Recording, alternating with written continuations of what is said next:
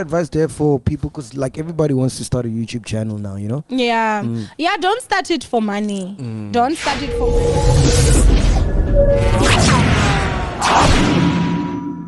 It's another day. We're alive. So I'd like to obviously thank the Most High for that. This is just a video where I wanted to address why indeed I decided to go the route of opening this YouTube channel. First and foremost, I seen this YouTube wave coming a long time ago. I mean, way before it really popped off.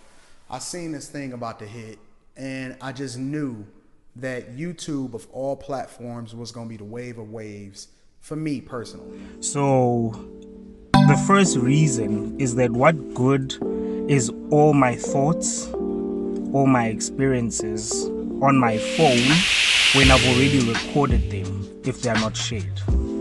That's the first reason and the most basic reason. Why not share the little bit of knowledge that I think I have and the bit of experience that I think I have? Why not share that? Get people into my way of thinking. If they like it, then kudos to them. They can apply what I share. If they don't, then too bad, because it's not for them. Not everyone is gonna like what you do. Not everyone is gonna like what you say. Not everyone is gonna follow what the trail that you followed. Hence, we are all unique and we are all different. The fear of being judged is such a massive inhibitor of success. Whatever success looks like for you. Let me not even say success. Success is far away.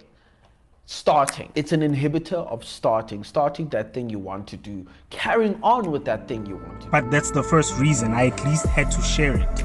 I at least had to take all of this content out of this phone and put it on a platform so that it can be shared with the masses.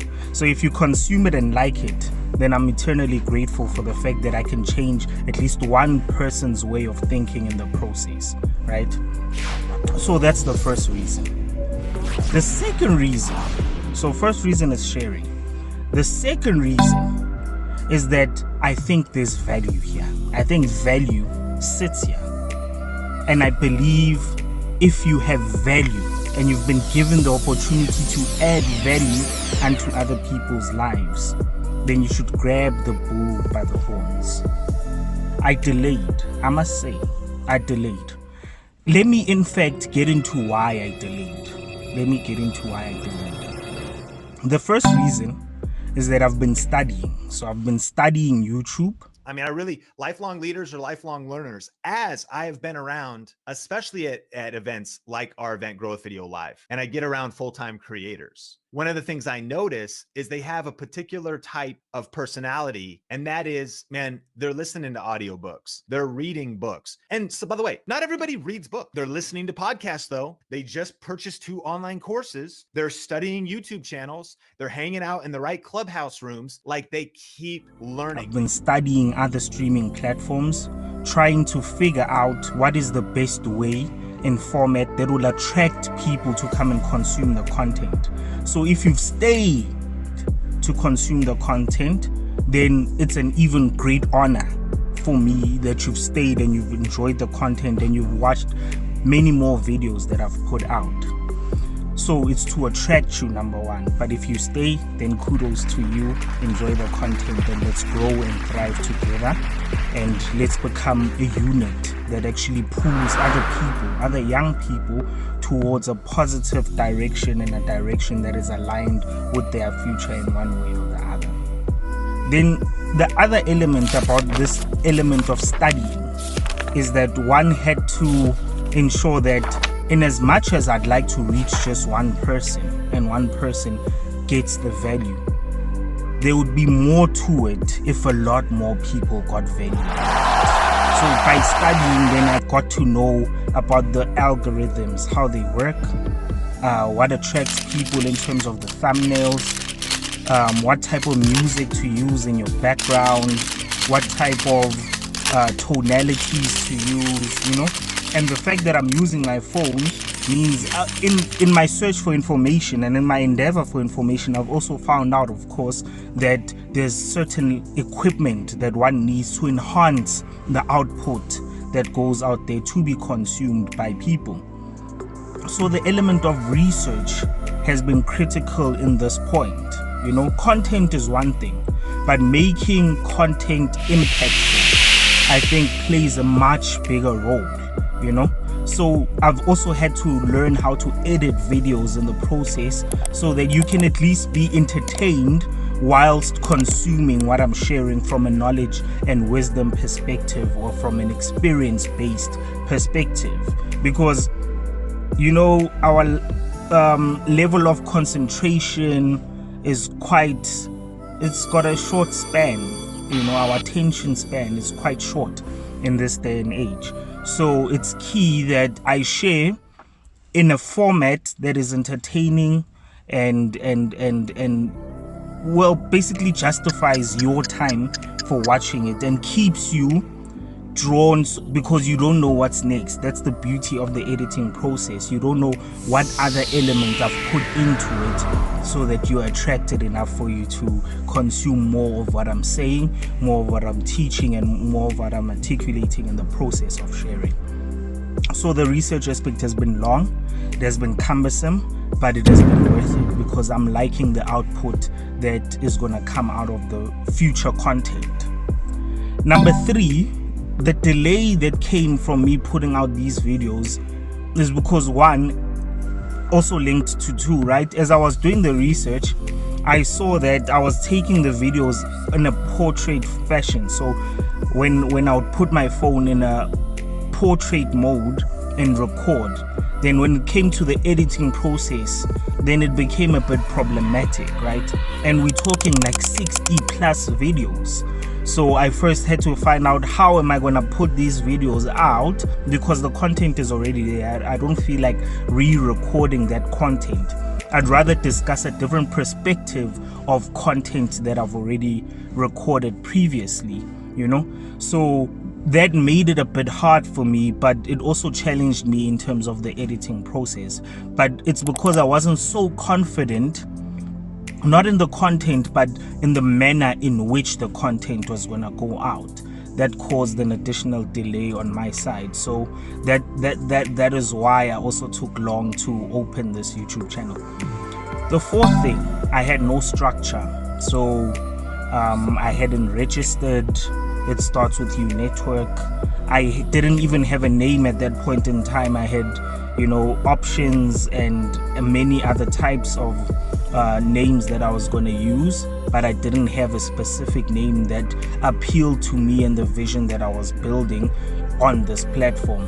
So finally then one got to get a name, one got to register it as a company, one got to put it on a platform, one got to then also partner with some NGOs or NPOs that I would like to put a shine on this channel, so that the impact aspect doesn't just end with me sharing what I'm saying, but it actually ends with practical, actionable, tangible things, you know, that society at large can benefit from. Then I think the last element as to why there was a delay in me basically opening this channel and sharing it was that I was still contemplating within myself in terms of the timing. Was it the right timing? Do I know enough? Have I learned enough? But being true to now the name of this channel, it starts with network with less. I had to start, you know, I had to go out there, I had to at least put something out there and then wait for people to consume it. And then hopefully we can grow together. Hopefully we can form our own community of positive, learned and learning individuals, impactful individuals, individuals that as a conglomerate we're able to see tangible results as we progress. Because I don't want a person to just watch a video and not think about the content that I've just shared. So I'd also like us to build a community where we're able to interact in the comments, we're able to partner with each other, we're able to make donations where there's an appeal for donations, we're able to grow together, we're able to correct one another, and we're able to expand basically the knowledge base that we are trying to formulate as a foundation for the growth of this specific channel. So I'd like you in this walk with me to enjoy the walk with me and to build with me. That's basically all I'm asking. I'd also like to appeal to you to at least appreciate by liking some of the content when you do like it.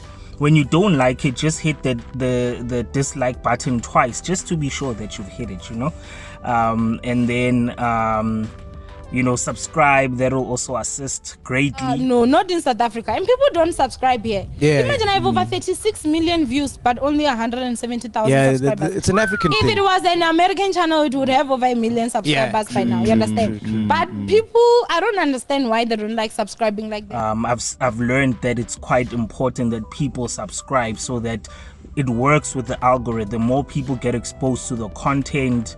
You're able to monetize the channel. You are able to build brand partnerships. You're able to get more traction towards the channel. So there's a number of positive aspects that relate to you subscribing to the channel, that relate to you liking the channel, that relate to you disliking it twice, that relate to you commenting and engaging so that I get to better what I put out there. But all the best to us as we embark on this journey, and have a blessed one, have a productive one, and be a winner by starting not tomorrow, but now. Not later today, but now, because it starts with you. Hashtag it starts with you, baby. A lot of people get disheartened when they start something and then they're not getting like 10 likes or 100 likes or whatever, and they're like, I give up at this thing. Just keep going, and then just know when to also to stop, I think as a people must also know when to stop. I think the cap is like probably 10.9 years. That's when you can stop. After 10.9 years and nothing is happening, you might want to stop. That's a long time. That's a long relationship. Yeah. A long bad relationship. Yes. So long. That's how long it takes.